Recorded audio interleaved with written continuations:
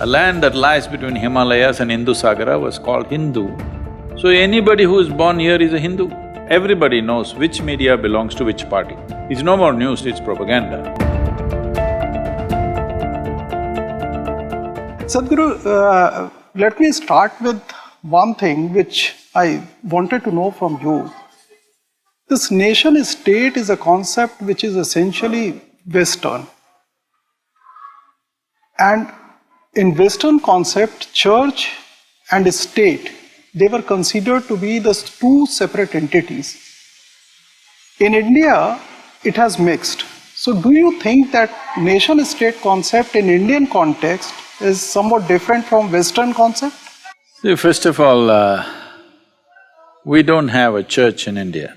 I mean to say, in that context, we don't have an organized setup like church in this country, except for the church itself in the Christian church in India, which is a small entity, but it's organized. But the rest of the so-called religion, what we call as Hindu religion, has never been an organized process. That's its strength and that's its weakness. The only reason why this Hindu way of life has survived these 1,000 years of invasions and occupations is because nobody knew where the head is. If they knew where the head is, they would have cut it off. Because there was no head, it was a billion-headed hydra. Whatever they did, it still lived on. So, this whole idea of separating church and state doesn't even arise in this country. Now we are trying to get organized to counter certain things, but still it is not an organized process. We must first of all understand, when we say a religion, per se religion means a certain belief systems. There'll be 1, 2, 3, 4, 5 things that you must believe in. Point out such a thing in India what you should believe in. You can believe whatever you like and still be a Hindu, because it's always been a geographical identity. This is a land. A land that lies between Himalayas and Hindu Sagara was called Hindu. So anybody who is born here is a Hindu. It is not a question of what you believe or disbelieve. In the same family, 2 dozen idols are worshipped by different people. And there is somebody who doesn't worship anything, who will do yoga, who will do meditation, he doesn't worship anything. But still he is a Hindu because it's a geographical and later on a cultural identity. Only it became a religious kind of identity only when external forces try to impose their ways, only then we realize there are other ways to it. Otherwise we never knew that we had to organize, we have to do this. So church versus state is a very… what to say, people are doing an implant from elsewhere. Why I am asking you is because of late what has happened in India, that religion has got mixed with the state.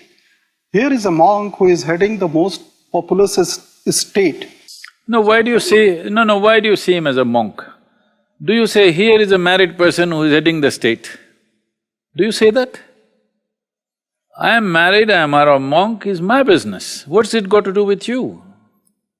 So, just because he is a monk, have you given him some special rights? Can I drive on the street without a license? Can I go without paying taxes? Just because I am a spiritual person, do I have any privileges? Can I get onto an Indian railways without a ticket? So there is no privileges, so why are you taking away certain rights? If I can vote, I can also stand for an election. Not that I will, it's not in me to do that, but if somebody wants to do that, I don't even see what anybody has any problem about that. Right. Don't you see that identity of the state with religion, will that not have negative effect on administration? See, how do you say that just because I practice something, I will definitely impose it on you? There is no such thing. Everybody practices something, isn't it? Somebody drinks alcohol and he becomes the chief minister. So, will you suspect he may impose it on everybody? Actually, they are imposing, you're not questioning that. So, somebody meditates, will he impose it? Definitely he will recommend it. An alcoholic drinker is recommending alcohol. Somebody who meditates will recommend meditation, but it's for people to take it or leave it, right? Sadhguru, now elections are around the corner.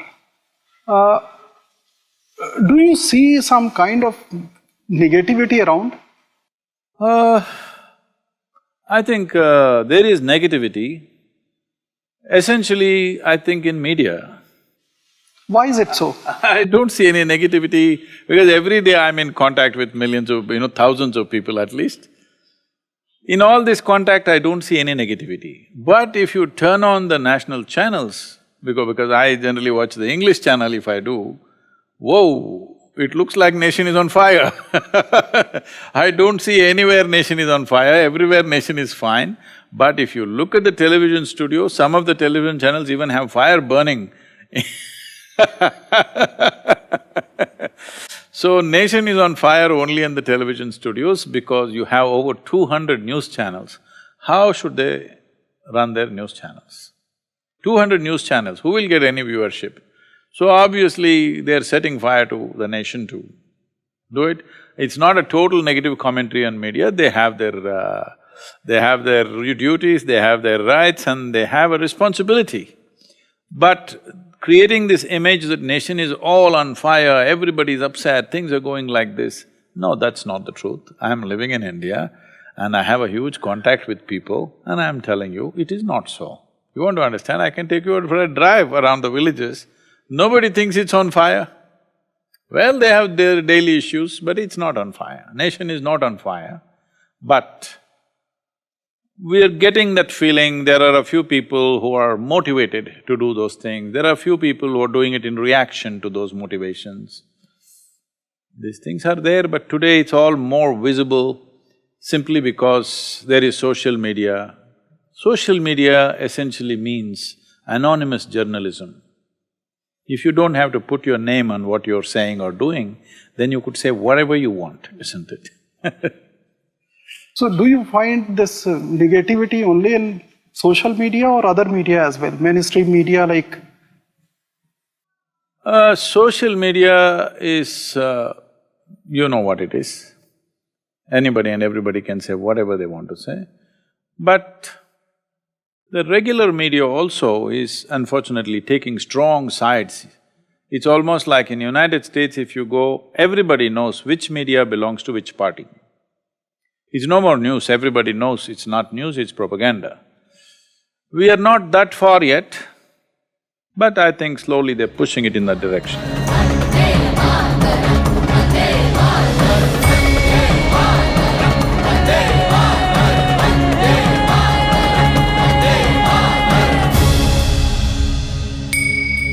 जा